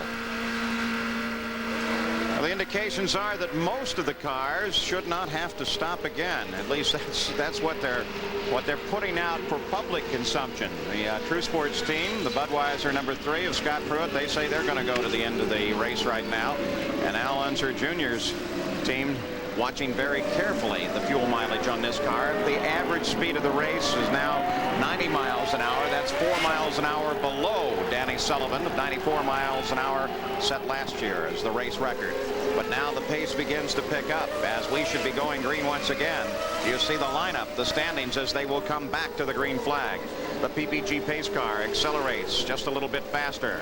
The yellow lights are out, telling the drivers behind that they will pull off the course and give the racetrack to the leader. That man will be Al Unser Jr. in that number 2 Valvoline machine as they come down through the 11th and final turn. And we should see a green flag in the hands of Nick Finoro as they come off. You're on board with the leader, Al Unser Jr. He looks ahead just under that bridge to see the green flag come out. There it is. And we're back racing once again. Al Unser Jr. has plenty of pad. Rick Mears jumps around Kevin Kogan, picks up second place, and now tries to pursue Al Unser Jr. That's Mears' teammate, Danny Sullivan, just ahead. He is not in this order. The Pennzoil car runs in second place. Kevin Kogan runs down in third. Mario Andretti has dropped back to fourth. Michael Andretti is running in fifth. This is the opportunity where guys get bunched up on these full course yellows, Paul. And then when they take off, we can see who the runners are, because there's a little gap that develops between the second group of cars and the first group. And of course, here's Arie Luyendyk up in there, right in with them. Mario Andretti comes past Kevin Kogan, picks up third place. Arie Luyendyk is one of the traffic cars, not in this particular fight, but Mario picks up a position and moves up into third place. Arie Luyendyk is actually running off of the pace of the leaders, back in ninth place, but he is staying right with Mario and trying to put in the best possible finish he can. You're on board with Luyendyk now as he comes screaming down the hill, through the corkscrew, out from under the bridge, heading for turn 10, brings her way out to the outside. A very fast corner here as he snaps her down a gear. Now they look ahead to bring her down several gears and get on the brakes as they come onto the pit straight. Great shot. Listen to Arie as he accelerates up the hill now. And there's the stop-and-go penalty for Michael Andretti. Here's Gary. Well, they went for a splash of fuel. I don't know if they even got a splash. It was stop, it was go. He's gone. So Michael Andretti rolls back into the fight. But with that stop, he drops down to 8th place. Still, it's not that far back. He comes out just 17 seconds behind the leader, Al Unser Jr., though it cost him dearly in positions. The order now, Al Unser Jr., 2 seconds out in front of Rick Mears, followed by Mario Andretti, then Kevin Kogan, then Scott Pruitt. Bobby Rahal is 6th. Emerson Fittipaldi is 7th. Michael Andretti back in 8th now, and Arie Luyendyk running 9th. Raoul Boisel is 10th. Dominic Dobson with a good run is in 11th place. And a car slowing on the course, the 9 car of Didier Taze. That's the STP Tune-Up Masters machine. By the way, STP going to move their sponsorship over to the Craco machine of Bobby Rahal for next year. The Taze, Vince Granatelli, gives this young driver a nice ride on the road courses, and Taze tries to make the best of it. Back at the front of the field, the number 2 car, Al Unser Jr. Al is making a little daylight between himself and the rest of the field. So Al Unser Jr., who won the first race of the season and then was running so very, very close to a victory at the Indianapolis 500. With just 4 laps to go, suddenly he taps with Emerson Fittipaldi and into the wall. How did it affect his year? An awful long time to get over Indianapolis, and I can say that I'm 80% over it right now. I don't think I'll be 100% over it until the green flag falls again at the Indy 500. And so from there on, I really believe the Indy 500 really affected my whole race team. And we didn't do very well at Milwaukee and Portland and the rest of the races. They just kind of seemed to come and go. He had such a good chance at Toronto. The crew ran him out of fuel there. But then in the Marlboro Challenge, he really showed his stuff. So perhaps Al Unser Jr. is back on the winning ways. He says, well, maybe I got to win Indy before I get over it totally. I got a feeling this weekend's going to help. It will help quite a bit, Paul, I'm sure. If he puts it together today, he'll have a big payday this weekend. Well, you can see that Danny Sullivan, with his brakes fixed, is able to run on the leader's pace. He stayed right with Al Unser Jr. for the last several laps. Rick Mears has turned the best lap of the race so far at 107.1 miles an hour. And there is Scott Pruitt trying to come up and around the outside of Bobby Rahal in a fight for 5th place. Good fight here as Pruitt begins to worry Rahal. Two road racing experts. Pruitt with Trans Am and IMSA championships in his pocket, his first full years in the IndyCar. And there he is, up battling with one of the best the series has to offer. Yes, and this group right here are drivers that haven't really had good luck other than Rahal. You know, Pruitt's a rookie getting his chance to go with a proper team this year and doing quite well. I think Scott has a brilliant future at this if he doesn't take off and go to Formula One. Now, we can't say enough for Kevin Kogan either. There's Pruitt, his 1989 stats. Kevin Kogan is hanging right in there. He's still in 4th place. Mario Andretti was able to get around him. That wasn't really a big surprise, but there's that number 11 machinist car, and he's staying right in the fight as Rahal comes in to try and challenge Kogan now. The fight here is for 4th, but Kogan's holding his own. Yes, he is, and there he's able to hold that spacing so he can get down into that turn 11 and not have a chance to be passed. Well, I hope some sponsor and team owner is watching this fight, because Kogan is a man who needs a ride for next year. He's certainly showing that he is really capable of giving a car a good ride. Kogan still with Bobby Rahal right behind the fight for 4th place. This is Kevin's best effort since last year's Long Beach Grand Prix when he finished in 3rd place. So Kevin Kogan, Bobby Rahal, Scott Pruitt, and Emerson Fittipaldi lined up in a battle for 4th place. Al Unser Jr. is still out in front. The great games, the games to remember. 1957, Notre Dame's Fighting Irish snap Oklahoma's 47-game winning streak, and the Sporting News was there. 1987, Penn State caps a perfect season with a Fiesta Bowl win over Miami to take the national championship, and the Sporting News was there.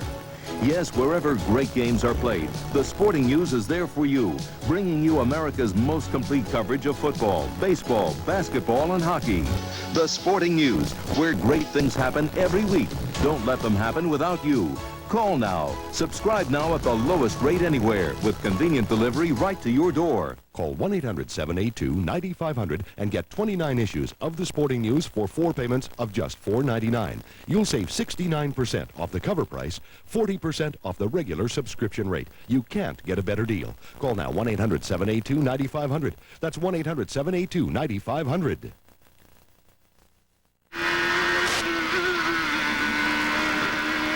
We're back at Laguna Seca. The Champion Spark Plug 300. Al Unser Jr. is out in front of the field. He climbs the top of the hill. The corkscrew lies just ahead, and he is due for a pit stop. Let's go to Jack Arute. Well, Paul, remember, he is the only one of the leaders that did not elect to come onto pit road during the caution period. The crew, Owen Snyder and the rest of Team Gallus, are waiting patiently. They've elected to bring him in under green flag conditions. They hope that maybe the pad that he has in his lead may be sufficient for him to come in, take on the needed splash of fuel, not change tires unless they absolutely have to, and then get back out in the race. The crew is going over the wall, Paul. We are just moments away. Well, he just went past with 1 lap to go to his pit stop. There was an incident just a second ago. This is Bobby Rahal and Kevin Kogan as they were battling for 4th place. And they touched. Bobby Rahal got back on the left rear of Kevin Kogan's car. Scott Pruitt and Fittipaldi came flying in. Remember that confrontation between Rahal and Teo in the Marlboro Challenge. And just moments ago, back on board with the leader, Al Unser Jr. now. Lap 62 complete, 84 laps of scheduled distance. And Little Al came past the line with a 6-second lead over Rick Mears. Not nearly enough to hold Mears off when Little Al makes his stop here. No, it's not. And of course, Al now has to contend with making that pit stop, and it's going to cost him precious time. And the tactics being paid out by the Penske team as Little Al comes down toward turn 11. You're on board once again, the Valvoline car. He's going in. And there he goes for the pits. Down, and then he's really got to get on the brakes on this very rough road and turns down and heads toward Jackaroo, who is there to call the stop. Paul, as we've said so many times, the narrow confines of pit road here, especially on Laguna Seca's road course, they have gone to work. They are trying to put the fuel in. They are waiting for the signal on the vent hose that the tank is full. So far, they have not been able to see it. They elect to go without because they think they have emptied the tank, but it is, of course, not a full load, but enough, they hope, to go the distance. 15 seconds in and out for Al Unser Jr. Now we continue to wait for word on TLC-VB. And Gary Gerald just may have it, Gary. Yes, indeed, Paul. We're in a pit adjacent to Little Al Unser, now vacated, of course, following the injury, but encouraging news for Teo. They are now transporting him to Monterey Peninsula Community Hospital. It is reported from the Horton Safety Unit, a slight concussion. He is conscious. They'll take him in for further observation. That follows up that report from Dr. Phelan. He is in stable condition, certainly encouraging news, Paul. No, we're glad to hear that. Of course, we hate it when any driver is involved. There's a shot of TLC-VB. Very likable young Italian.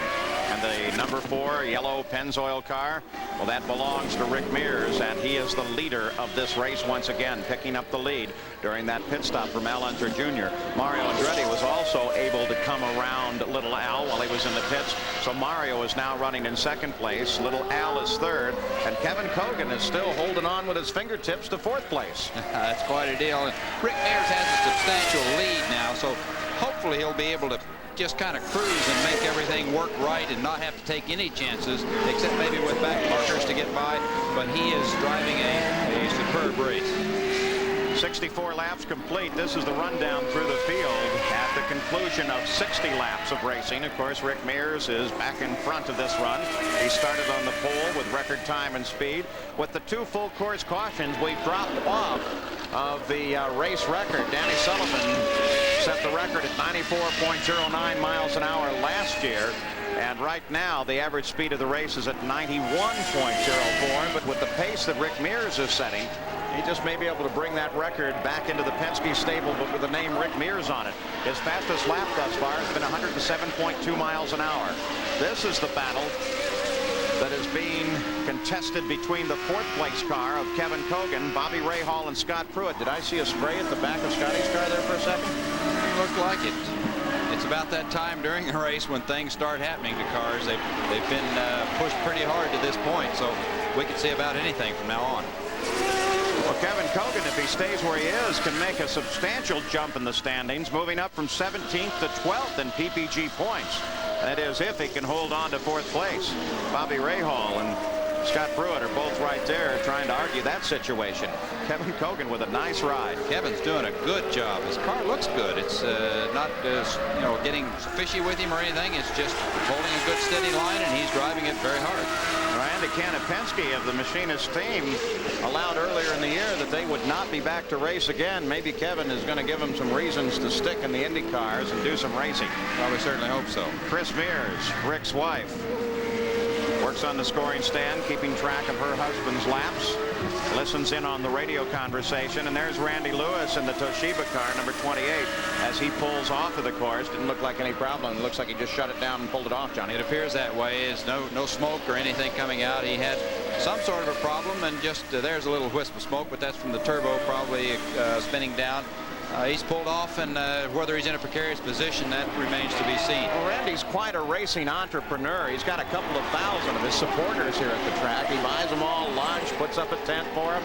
They have a great time. He really knows how to promote the sport. A lot of contacts in the computer world over in Silicon Valley.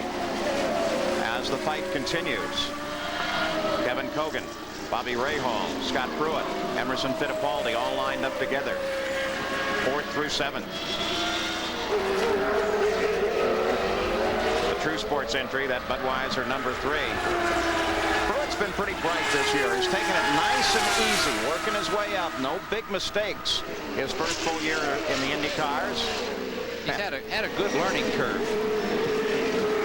It's a tough maneuver, too, coming out of sedans, which is really where his expertise was before. But, of course, he goes back in his history to being a go-kart racer, and that really helps you when you come into a single-seat car like this. Yeah, it really does, because it gives you the feeling of open wheel racing, and that's quite a bit different than sedan racing. So Bobby Rahal still trying to hold off Scott Pruitt and Emerson Fittipaldi with the championship already wrapped up. Running back in 7th place. The leader of the race, Rick Mears. Well, he may just have a win for this man today. Roger Penske continues to watch, talks to Rick almost all the way around the circuit. I got to listen to Rick at the Pocono race. He talks all the way around. We ask him, what are his goals for 1990?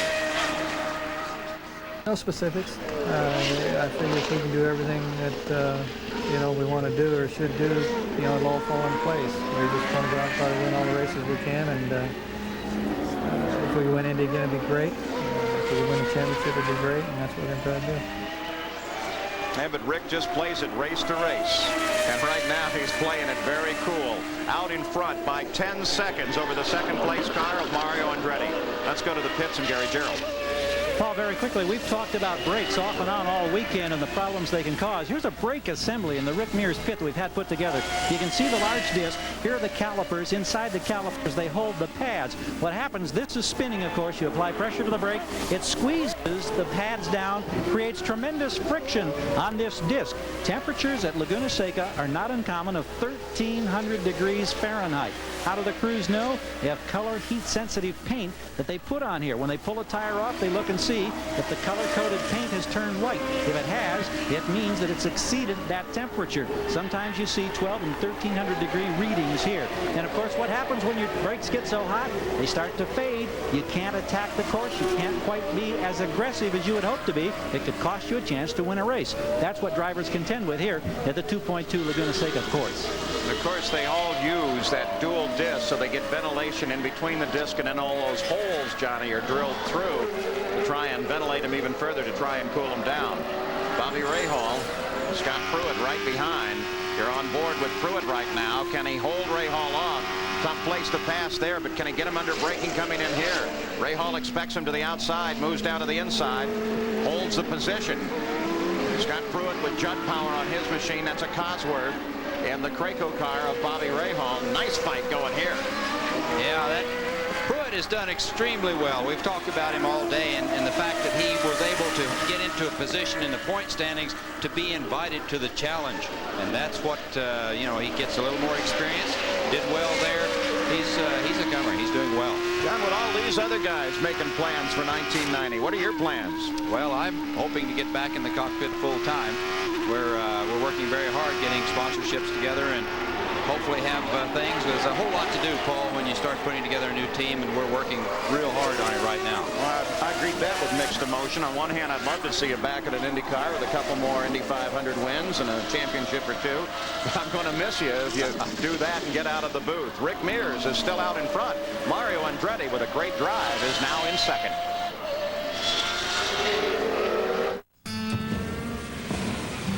When the job is tough, you need the best. And when you need the best, you reach for Channel Lock. For the power.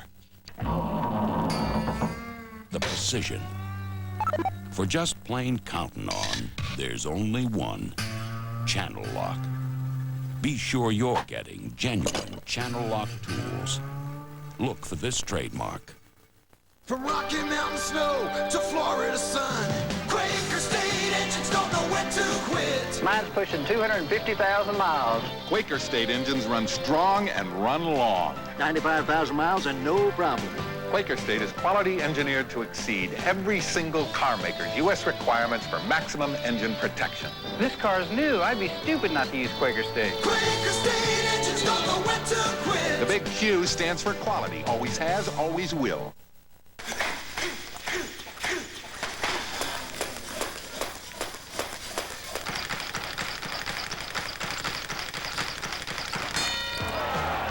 ESPN is your ringside seat for a great night of boxing. Olympic medalists Ray Mercer and Michael Carbajal are featured when Budweiser presents Top Rank Boxing. Tuesday night at 9 Eastern, live on ESPN.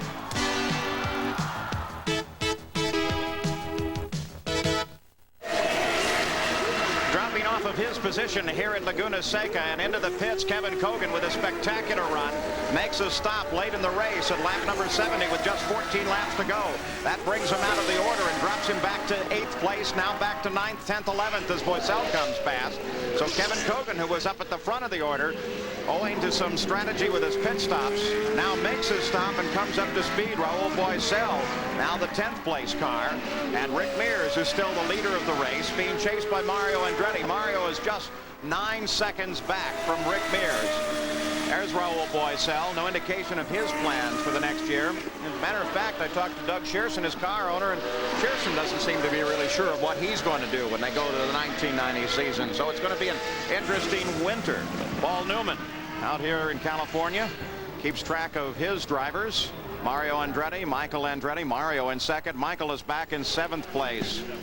There's the number 5 car of Mario, 9 seconds back behind Rick Mears, trying to chase him down. And fuel, I think, Johnny, will become the question. These guys are going to be running real light at the finish. Yes, I would say so, Paul. It's a matter of which one made the right decision. And if they did all the work overnight on Mario and Michael's cars, and they are getting good mileage, could be that Mario's in the catbird seat. Continuing to look at this fight, it's been going on all day. Now missing Kevin Cogan with his pit stop. Bobby Rahal runs in 4th. Scott Pruitt, Emerson Fittipaldi right there as well. Well, that's a real dogfight. You know, I don't know why Emerson is not pulling up. Obviously, he's just waiting for the right moment. But these guys are racing, and it's an opportunity to get. Look at Rahal. Rahal got the back end off a little bit, and then totally off as they came up the hill. Oh, he lost 2 spots very quickly there, just dropping a wheel off of the road. Look how fast he gets back up to pace, though. Bobby Rahal down through the corkscrew. Fittipaldi got past. Pruitt passed. And so that fight broken up by just the slightest mistake. That was probably about a 3-inch mistake. Oh, it cost 2 positions. It doesn't take much, Paul. I mean, when you're going this fast, this course is so demanding that you make one little error, and if somebody's there, bang, they've got you. Race like this, that small an error can mean an awful lot of money. Oh, yeah. So Emerson Fittipaldi now trying to chase Scott Pruitt down. Pruitt and Fittipaldi fought for the lead in Detroit as we go back and take a look at the situation that put Rahal back 2 spots. He was actually out in front of these 2 cars. Must be getting slick. You see how Fittipaldi came out there. He got high on the entry to the turn, and that kind of mistake compounds itself coming out of the turn. Well, he was left out in the grave, which is very dirty and slippery out there, and he just slid off and had to get on the brakes to really slow down to get back under control, which is tough in that sand, and the other 2 cars just slipped by. And when you're back in 2nd place, they got a jack-o'-lantern up on the Penske pits as Chris keeps talking to the man at the wall with the board so he can flash the proper times to Rick. They always back up the radio communication with the pit board. When you're in a position like Fittipaldi was there, you got to keep your foot off the brakes. You got to stay right on the throttle and get past. Yes, best thing you can do is just drive right on by. All right, let's go to the pits. Here's Jack Arute again. Paul, you're looking at the tank of Michael Andretti. Now, when that stop and go, they were able to take on 4 gallons of fuel, so they feel that they can go the distance. His father, Mario, however, is 4 gallons lighter than his son. It's a little bit questionable whether he'll be able to go the distance. Now, let's add to this whole drama the fact that the ceiling here is beginning to close in, and the Andretti team has brought out rain tires in case the heavens open up and they've got to go to them for the last 3 or 4 laps. Well, you talk about being prepared. When you look over this circuit, indeed, there is a little cloud layer that comes in from the Pacific Ocean. Gary Gerald, who's a weather expert, can tell you all about this stuff. He's got names for everything. But when you look off to the east, bright blue skies, but still, as we've seen here before, you can get just a little shower that, in fact, only affects sometimes part of the course. And if that's true, then you stay on the dry tires. But if it's raining everywhere, then you'd go to the wet. Roger Penske consulting, taking a look up at the monitor, trying to decide what the intervals are and what his plan will be for Rick Mears. I wonder if they're talking about a stop for Rick's. You see the distance. Rick Mears comes through, and 8 seconds back is Mario Andretti. Now, the Mears team, Johnny, has the advantage of telemetry from the car. Yes, but Mario has the experience, and you know, he's pushing very hard. He's closed up a second, so it will, you know, we'll have to keep a close watch here and see if the interval does close down and Mario is gaining. Well, if we go back and compare these two teams with 10 laps to go, there's the blue sky. Lies off to the east as he heads into the corkscrew and comes down the hill and picks that right front off the ground. Boy, he's cornering great. That is so much fun to go through there, Paul. I'm telling you, that is probably the most fun place on any racetrack anywhere. Rick Mears out in front. Blue sky to the east, some clouds, almost splits right over the top of this track here. Not so sure from my vantage points that it's the same factor that they feel it is in the pits. Let's go to Gary Gerald. Well, Paul, those huddles continue down here on the Penske pit. Peter Gibbons, Roger Penske, all the crew checking. They have that computer equipment, of course, we've talked about in the past with the telemetry, and we understand that about 3 laps ago they asked Rick to be a little bit more conservative, to ease back just a bit to make sure they could go the distance. We've seen heads nodding down here in agreement. Apparently it is paying off. They're getting the mileage they want. They think they can make it to the checkered flag. Well, Rick Mears is cornering that car for all he's worth. This was look at that, as he comes down the hill and unloads the car off to the left, picks that right front off. Boy, he's driving that thing. He really is. And you know he's loving every minute of it. Yes, yes. And of course, I think Rick's back, road racing wise. Everybody said, well, he's an oval specialist. I've not bought that. He's a racer. He's a race driver in every sense of the word. The injury only slowed him down for a bit. The question still is one of fuel, and the champion, Spark Plug 300. Rick Mears is the leader, being chased by Mario. We'll be back. Get mountain snow to Florida sun. Quaker State engines don't know when to quit. Mine's pushing 250,000 miles. Quaker State engines run strong and run long. 95,000 miles and no problem. Quaker State is quality engineered to exceed every single car maker's U.S. requirements for maximum engine protection. This car's new. I'd be stupid not to use Quaker State. Quaker State engines don't know when to quit. The big Q stands for quality. Always has, always will. Now, when you buy a set of Yokohamas, like the high-performance A509, the all-surface Super Digger 5, or the all-season AVS A+4, you'll get a pair of Bosch fog lights free. Don't be left in the dark. See your participating dealer for details. At Bic, we sympathize with the ways that you pull and stretch your face in search of a better shave. That's why we've created the Bic Metal Shaver. The patented Bic Metal stretches and smooths your skin thanks to its unique metal guard bar, so the shaver glides closely and comfortably. So instead of stretching, start reaching for a Bic Metal Shaver. It stretches your skin for a better shave, and that's no stretch. At Laguna Seca, you see Mario Andretti. He is chasing this man, Rick Mears, and he is 7 seconds back. And with the orders going out from the Penske team for Rick to be conservative in his driving and short shift the car, Mario Andretti is now closing in. And Rick Mears' wife, Chris, begins to reflect some of the tension that surely they feel in the pits. Perhaps the only man not feeling the tension is the driver of the number 4 Pennzoil car. He loves to go fast. He's probably really liking this ride. Oh, yes, and to be in the lead, you know, that means a great deal. And he's got the power, he's got the car handling. He's on top of it all right now. He comes around the Texaco Haviland machine of Dominic Dobson. Roger Penske, when his car isn't in the lead, is a great race fan, but he's extra good at it when Rick's out in front. Oh, yes. Down the hill once again, working lap number 78. And Mario Andretti comes out from under the bridge trying to close in on Rick Mears. Now, the last time that the Newman-Haas team, there's Paul Newman, and the Penske team went head-to-head was at Elkhart. The battle there was fuel. Look at Paul Cherimon. Come on, Mario.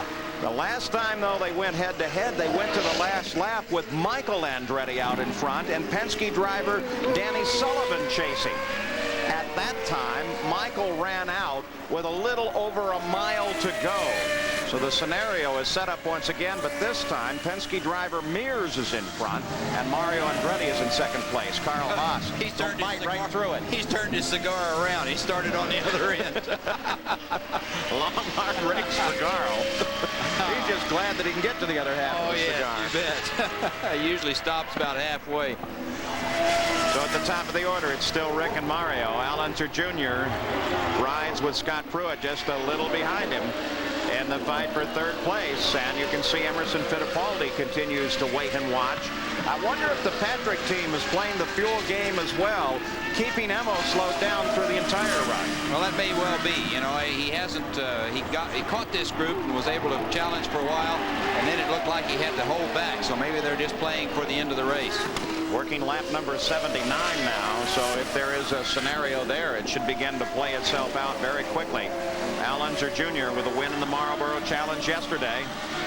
Now running in third place, you look back at Scott Pruitt just behind. Little Al was showing some vapor at the back of the car at the start of this race. We speculated it might be a problem, but it hasn't manifest on the pit straight as they come up. Traffic in front.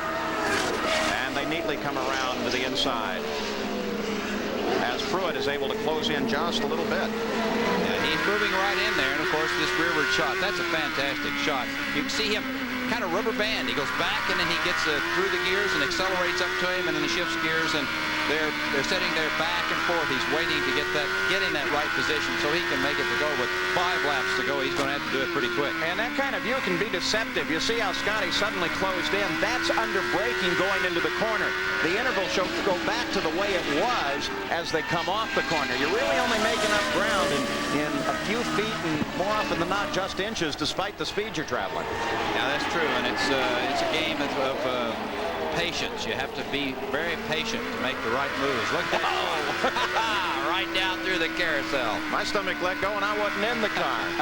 These Indy cars, 161 cubic inches, turbocharged, developing over 750 horsepower, some incredible acceleration, including lateral G's that'll go up in increments to 5 G's lateral under cornering.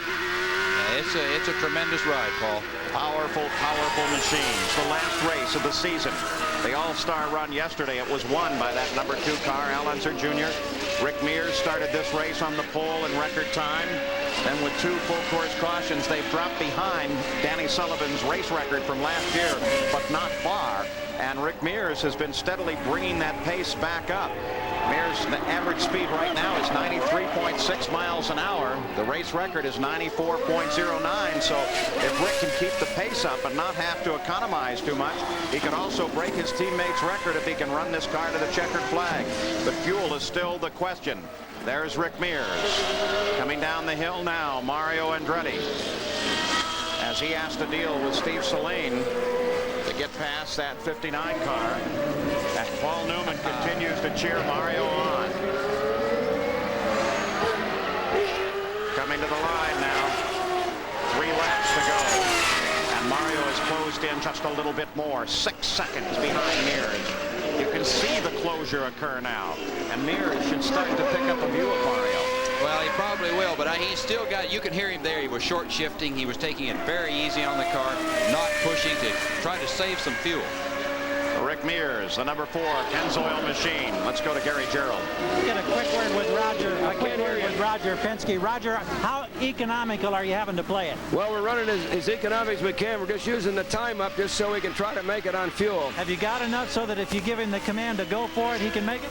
Well, I hope so. We'll just have to see. Mario eating away slowly. Roger with that wry smile. We're playing it out right to the checkered, Paul. Yeah, I wonder if Roger really knows. Rick Mears out in front, 6 seconds behind and closing is Mario Andretti. Here's Jack Arute. Well, Carl Haas just flipped his cigar around. Carl's watching. Can they go the distance, Carl? Can you make it? Or are you holding your breath? I'm holding my breath. How close is it going to be?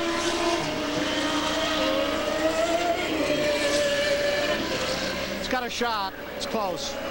Sometimes, though, close is only good in horseshoes and hand grenades, guys. Oh, boy. Carl is one nervous man. Mario Andretti with the best finish of this season possibly in store. Maybe a win. Fuel will tell the distance. Mario Andretti carved another full second off of Rick Mears' lead with the 82nd lap now being complete. Allinger Jr. is still in third. Right behind him is Scott Pruitt and Emerson Fittipaldi, and then Bobby Rahal. But the concentration is at the front of this field as Mario Andretti now can feel the possibility of a victory in his hand. 2 laps to go.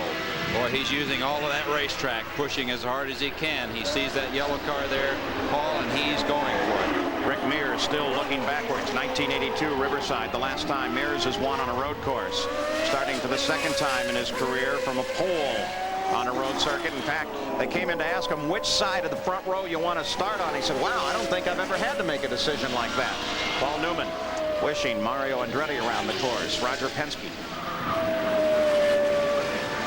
And Rick Mears onto the pit straight. Flashes across the line again. Getting closer.